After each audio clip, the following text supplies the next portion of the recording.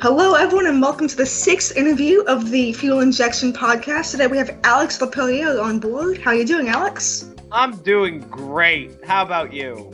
Doing pretty good, thanks. All right, so let's just get started out. Where are you from? I'm from Colorado. Wow.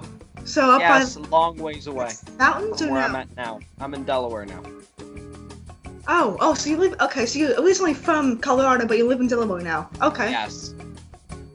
Both Yes, two. quite a beautiful long states. ways. Yeah, yeah, like west, and then you go all the way east. Yeah. So, How long did you live in Colorado for?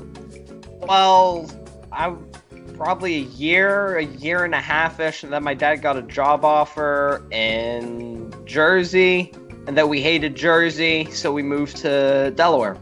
Yeah. And then the rest is history.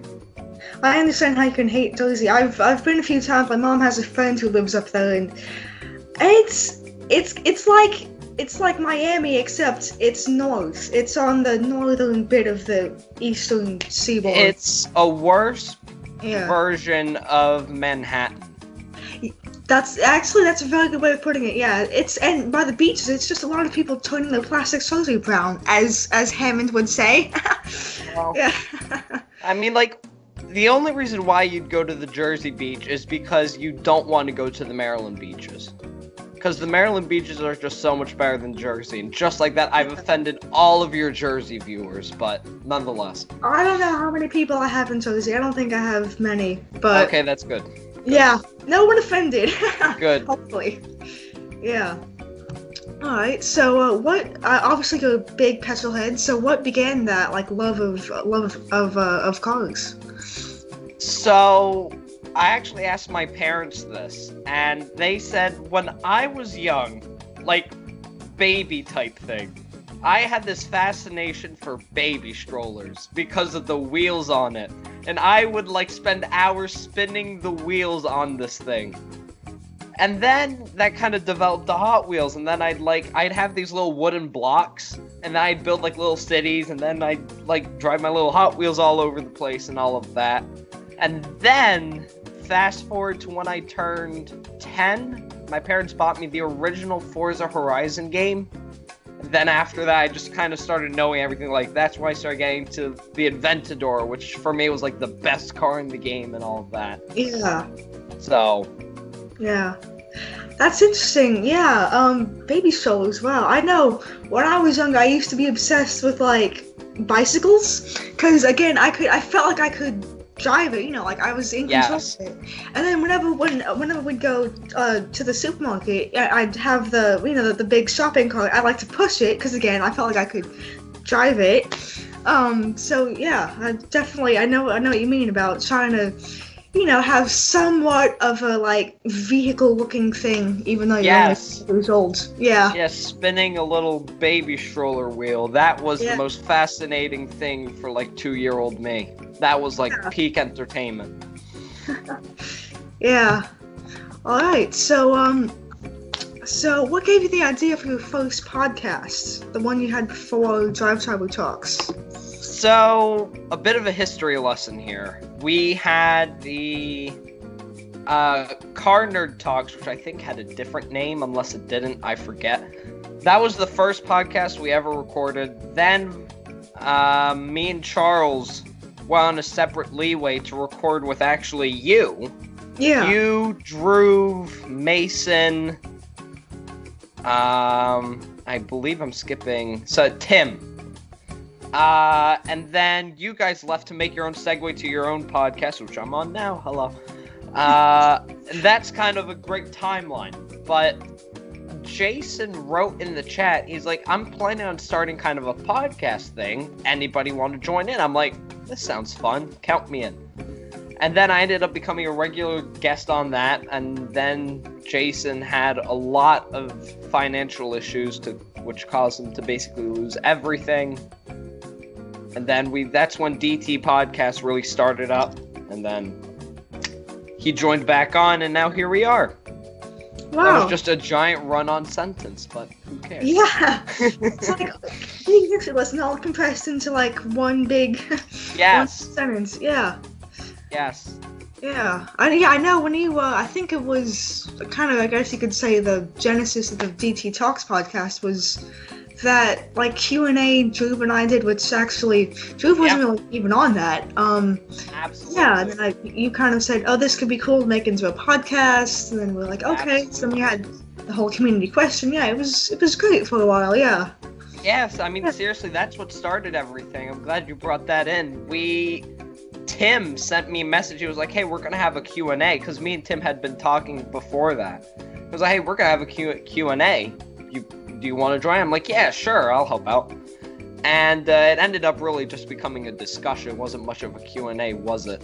No. And so I was like, hey, this could be fun. Yeah. So really, I guess if you want to go ahead and say the founders of DD Talks were Drew and yourself. I think if it was a restaurant, we'd be like the Drive Triber Talks founded by Drew and Layla. There you go. Yeah. Yeah. So, how's the podcast been going lately? Well, very well. Very well. We were with 4 people. We're running with Daniel Berman, Charles North, the 6th, and Jason Hassett. It's going quite well. If you ever want to see some car talk that's very quickly goes off the rails and talks about many other things, I recommend you go take a look. Plug. Yes. Yes, plug. Yes. Yeah, I've checked out some of them. I've seen some of the headlines as well. About the Tesla Model S. I think Charles brought that one up in one of the first news segments that you guys did. I've seen some of the other stuff, like Hellcat powered everything. It's crazy how the Hellcat engine, it's just been putting into everything. Like they're just putting it into the Gladiator, that Dodge Ram. Is that Hellcat powered, or is that powered by something else? The TRX is Hellcat powered. Hellcat powered, yeah. Everything nowadays. The Charger Hellcat, everything. I mean, with the lovely people at Chrysler who are just like, you know what? Even though our brand is boring, let's make all of our other brands fun. So they just kind of throw a Hellcat and it's like, we can put it in this car and in that one and in that one. So they just kind of do it. But I don't know, the reason why you always see the Hellcat thing in our videos is because Jason loves talking about putting a Hellcat in like an 80s Ram or like in a Beetle from like the 80s, like a classic Beetle. Yeah. That's his obsession. So it's a good obsession, I'm not gonna lie. Yeah. You know what would be good? Put it in a Chrysler Pacifica. That'd be like... You know, I wouldn't even be surprised if that's in the names right minivan. Now. That'd be the best minivan, honestly. Yes, it would. I mean, the new Pacifica, it's amazing. You look, like, it's funny coming from a car enthusiast, talking about a Pacifica, but it looks really good. It has a beautiful kind of caramel interior. The seats are like caramel brown almost. Yeah. There's like wood trim, and this is a minivan. I think this is one of the first to kind of compete with the CX-9 quality-wise. It's awesome. It is. I think it is, yeah. And I saw one a couple of years back at my local auto show, and I went in, I sat in the back seats. They had the captain's shows, and they had the entertainment system, and it had everything. It had games, it had, I think it might have even had like YouTube or Netflix maybe. That time it had everything under the sun. I was honestly pretty impressed by it. Oh yeah, I could get used to that. Yeah. Moral of the story is buy a Chrysler Pacifica and live in that instead of a house. And Hellcat swap it. Yes. And that's it. That's all you ever need. Take it to the track. Hellcat That's swap what Pacifica. we need. Yes. Yeah. Definitely. Alright, so you've been doing news on the podcast for a while now. So is there anything else in store? Any like new visions, any new segments you want to maybe get going, or anything else? You know, I haven't really. I've focused most of my energy on how can we grow it right now, because we're doing a great job at keeping our kind of audience with us and watching our episodes, but we're not really growing. So that's kind of what we're focused on right now. The segment, I think, is doing great with... Actually, funny, you talk about segments, and yesterday we recorded, and we just didn't even have a format. We didn't prepare anything. We just came in the party. We're like, let's give this a shot. It was Daniel's idea, and it went kind of well. We just complained about everything, so. Nice. Never know. Maybe next week we're gonna have a pretty different lineup than where everybody's expected to as well, because Charles is going to Maine, and then Jason is gonna be in Mexico City, so we're gonna have to get a new person on board. Yeah, well, if you need any help, I'd be happy to help you find people or do anything. So yeah. Yeah, I was talking when I was interviewing Charles a couple weeks back. He said that he kind of wanted to get some new stuff in the works and maybe trying to grow it a bit. So yeah, I think just focus on that. And if I can give you a little bit of advice about how to grow it to get more views and stuff, I found that actually unexpectedly putting just a little bit of background music in helps. Actually, it generally doubles the views. Really? I did a few interviews. If you check out the one I did with Charles, the one I did with I don't even know who else now. But I did the most recent one I did with Pranav and the first one I did with Valentina. Both of those have background music, and they have been getting a lot more views than the ones without. So, I don't know if that is short. I'll tell you what, if you put background music on this one, if it's not German metal music, you're doing it wrong. Yeah, I just put, oh boy. Honestly, I just put some elevator music. I wasn't trying to. I was just have some like calm music. No, not anything that would distract people from the main point of the video. But yeah, for sure. Yeah. Yeah. Just taking a slight dig at my taste of music. I'm a big fan of that metal music. Yeah. Yes. Yeah. Alright, so last question, and this is the one I told you about. It's going to be an interesting debate, possibly. Thoughts on the new Bronco? What are your thoughts on that? Oh boy. Alright. I'll tell you what, I think that this is one of the best cars Ford has made in a long time. I think it's better than the Wrangler, which is going to be its primary competitor. Yeah.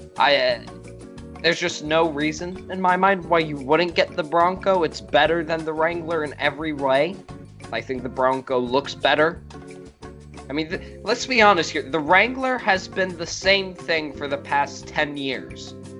The Bronco is the first new-looking thing that'll be competing against it. It's finally something new. You can hardly tell between a 2020 Wrangler and a 2015 Wrangler, if you kind of get where I'm getting at.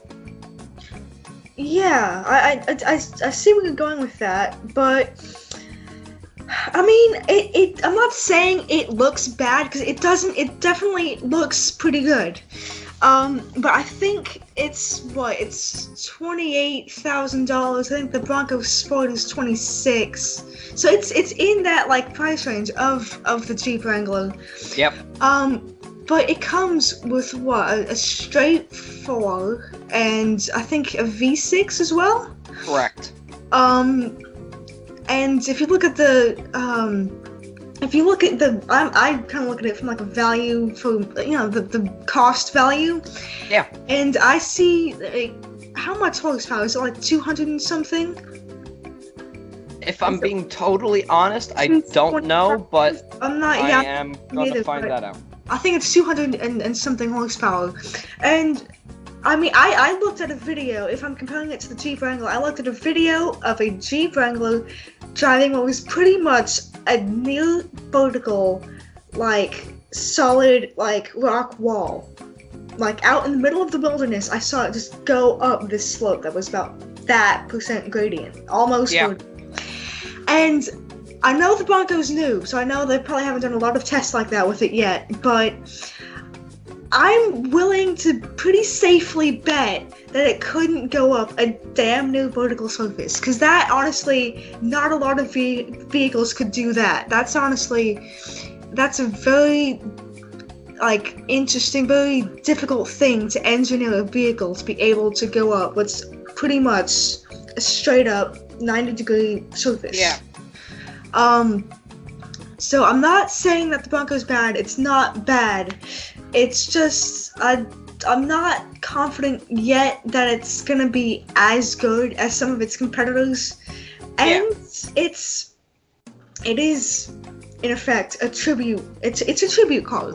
It's a tribute to the old Bronco, and I know James May has talked about this a bit, not with the Bronco, but with some other tribute vehicles like the Ford GT and stuff. It kind of just feels like it's misty-eyed nostalgia. It kind of feels like, oh, we're trying to go back to the 80s, back to the past when they made this great car. And I mean, it's new, but it's not completely new. And I know I'm going on a long rant here. But I don't know. I'm not a huge fan. Like, as a general thing, I'm not a huge fan of tribute cars. So, yeah. Well, let's go ahead and first say, and I think you'll agree with me when I say this, they've done it well. They haven't pulled off like they did with Chevy and the Trailblazer. They've done it properly. That's for sure. I'll agree with you on that. Yeah. Engine-wise, 300 horsepower, 400 torques for the 6-cylinder EcoBoost, which, if I'm not wrong, trumps the Jeep, I think. I believe it does, yeah. I think this is a common theme with the Bronco, which is kind of why I think it's better in every way. 7-speed manual, that includes a crawler gear or a low gear. That also trumps the manual. You get a bunch of accessories just like you would. I think it's over 200 accessories from Ford that you can get. So let's see. It has best-in-class ground clearance of 11.6 inches, water weighting up to 23.6 inches. There's a lot. If you go ahead and read a lot of the articles about the Bronco, you'll see a lot of best-in-class. And in simple terms, best-in-class means better than Wrangler. Yeah. It's a nice way of saying better than Jeep, yeah. Yes. And actually, funny enough, I saw an article on Drive Tribe, must have been last week, where Ford reached out to a stuck Jeep owner. A Jeep owner got stuck on a bike path on a mountain. Don't ask why he got there. Yeah. But he got stuck there, stranded, and he ended up getting rescued by a bunch of helicopters, and it was a whole process. But Ford actually reached out and they said, hey, we will rescue your car with a Bronco if you're okay with it. It ended up being faster with the helicopters, but how about that for showing confidence and superiority there? I'll admit that does pretty much show that is quite a capable vehicle. Yeah. Yes. Yeah. So I do. You have convinced me a bit that it's better than I thought it was just 5 minutes ago. So nice job. But I still can't quite get over that tribute vehicle thing. But I will agree with you on most other things. It is definitely capable. God, I didn't know 300 horsepower. That's not bad actually. That's honestly. That's only 35 less than a Super. Yes. So, and the Super's what? Double the price, almost? Well, I mean, they're also polar opposite cars. They are polar opposites. But yeah, I'm not doing a full comparison because I'd be stupid. Yeah, but I know. If you look at just the horsepower, you get a pretty good amount of bang for the buck, actually. The best Wrangler I'm looking at right now, you can get with 285 horsepower according to Google. Yeah, which is 15 less than the V6. Yes, and then torque-wise, I imagine the Bronco. Oh! Bronco, well, how about this for a plot twist? What? The Jeep has 442. Oh! At its best. It goes from 260 to 442. Well then. All right. Power versus torque then. And then things get really interesting too when you start to think about there's talks that Jeep is going to be putting the Hellcat engine in the Wrangler. There's talks that Ford is going to be putting the twin turbo V6 from the Raptor and the F-150 into the Bronco.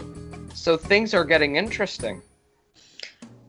Well, I think if Jeep puts the Hellcat in the Wrangler, it'll produce pretty much 707 horsepower, yeah? Pretty much around there. Well, I think the V6 Like from the 450 horse. GT and the F-150 Raptor does what, 647? I think it's So 450. oh, 450 horsepower. It's pretty weak. truck, but is it the same one from the GT as well, or no? Or is that two different engines? Oh, you're I talking think about it's the same engine. They're the same engine, but they produce different engine outputs because they're Yeah. tweaked different. Well, either way, it'll be less than what the Hellcat makes. So when Jeep puts the Hellcat in the Wrangler, Jeep will be back in the lead in this on and off competition between Ford and Jeep. So this is going to be interesting, honestly. I can't wait to see this. And the plot thickens even more, actually, because there's, in the rumor mill right now, 2021 Ford F-150 is going to get the V8 from the GT500. Oh my, that is more power. So that's more than than Hellcat. TRX, that's more than Hellcat, that's more than everything. So odds are they won't be doing that. Ford already said that they won't be putting a V8 in the Bronco because it's not economically feasible for them. Yeah. But if you put that in the F-150 Raptor, I can't wait to see that, actually. Never mind the Hellcat-powered Jeep. I want to see the Shelby-powered F-150. I like what Ford is doing right now. I really do like what they are doing. I had a moods around the website last night, and honestly, they're doing pretty good stuff. I've seen, with the exception of some of the smaller crossovers like the EcoSport, which I hate. Other than that, they're doing pretty well. The Fusion, I never realized just how inexpensive a Fusion is. It's $23,000. Like, I thought it was more, but that's a pretty good price for a solid mid-sized family sedan. They sold 133,000 of those last year, and because of that, which by the way is a great sales number. That's great. They're canceling it. They've given it the axe. They got rid of all their sedans. Ford will not be selling sedans. Well, I know I think it was about a year ago, I think like beginning of maybe mid-ish 2019, they said that they were going to axe everything except for, I think, like, obviously the trucks, F-150, F-250, 350, the Mustang, and I think they might have also been keeping the Expedition, but don't quote me on that. Yes, they are. And I think it's been over a year now, and they still have most of the cars that they said that they were going to axe. So Ford Fusion is dead. They confirmed that one to be dead, and I think that's their only sedan left in their lineup because they don't make the Taurus anymore. No, that's gone. So yeah, the only one they have the Ford Flex. I hope they don't plan on canceling that because I think DriveTry might go sue Ford for that one. John Coleman will mourn the death of that for weeks. Yes. Weeks and weeks and weeks. Yes. So, John, if you're listening, pre-warning, Ford might cancel the Flex. Hopefully not, but they might. So just be prepared. Yes. But actually, one more thing. I assume you're getting ready to wrap this up here, but before we do. Another thing Ford has canceled, the GT500 and GT350R. Those are axed now. I saw that on DriveTrive, and I honestly, that was sad. And they're gonna make the Mach 1 instead, right? But I think... Yes, they're replacing it with Mach 1. I think 2023 they're gonna bring them back. So they'll have the Mach 1 for a few years, and they'll bring back the GT350 and the 500. Well, what Ford is going to do is, I think you're referring to my article there, because that's exactly how I formatted it. I think I saw. I think it was your article. What they're going to do is they're going to have the Mach 1, which is already a limited production car. They're going to have the Mach 1 kind of replace the GT350. And then come 2023, they're going to unveil the new Mustang, like the brand new generation Mustang. Yeah. And that's when, like maybe a year or so after that, we're going to start seeing the GT350, the GT500, and 4 or 5 years after that. Excuse me. But that's probably how it's going to go down. Yeah. Well, I mean, I saw that, and in the beginning of the article, you stated that they were gonna cancel it, and I said, no, they're canceling the like best. Well, I think it's the best Mustang out though. And I'm like, how? Yes. Why would they cancel the best Mustang out though? And then I scrolled down and I kept reading it, and you said that they're gonna bring it back maybe about a year after they unveil the new Mustang. I said, okay, good. They're not completely axing it. They're gonna bring it back in a few years. All is well. And the Mach 1 will be available with the same manual as the GT350, which is the Yeah. biggest reason why people loved it so much. It has slightly less horsepower because it's a different engine, but other than that, it's pretty much the same. Isn't it the engine from the from the Bullet? Is that correct? Yes. Yeah. Yep. Yeah. I honestly, I'm excited for the Mach 1. I think it's gonna be good. Manual I do. transmission, Bullet Mustang engine. Yeah. And it is GT350 manual. obviously It's a you parts said bin it's special, great. but it's a good parts bin special. Yeah, it is. And if you look at the ones from the 70s, like when Hammond had in that Patagonia special, Oh, I love that. it's one hell of a car. It's That's a my great- it's a favorite great classic thing. car. Yeah. I wouldn't get anything else. Yeah. Yeah, alright, well, it's been great talking to you, Alex. Thanks for coming Absolutely. on. Thanks for having me. Yeah, please like, comment, and subscribe, and this video will be up, end of this coming week, so maybe about Friday or so. So, stay tuned for that, and please do check out the YouTube channel to stay in tune with everything else that's going on. Alright, see you guys next time. Subscribe. Yes!